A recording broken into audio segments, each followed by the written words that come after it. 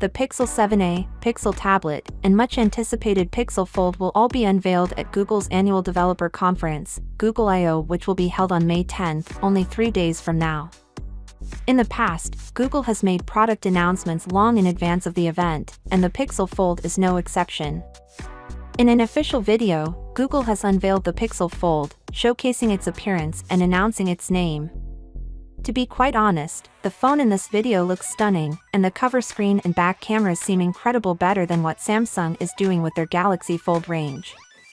The bezels, though, make everything seem less thrilling. It's amusing to watch people truly support this choice. Some individuals claim to even appreciate bezels these days. Maybe they are attempting to curry favor with Google in order to continue receiving review units, or perhaps they are ardent Google supporters. However, some claim that bezels make it easier for them to grasp the device. Since I've been using Samsung Z Fold phones for so long, I have never believed that the device requires a larger bezel. Because of the phone's thin bezels, I've never had accidental touches or had any trouble opening or shutting it.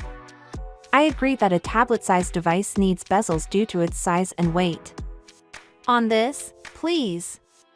The second defense they provide is that the front camera benefits from bezels since Google can integrate the camera into the bezels for a seamless appearance. The same cannot be said, once again, for the Pixel 7 Pro.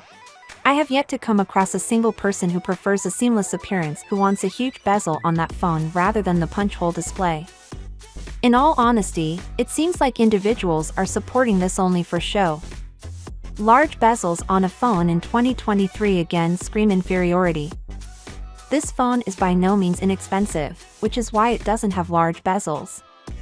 With a price tag of $1,800, Google has no justification for giving us a device with such large bezels.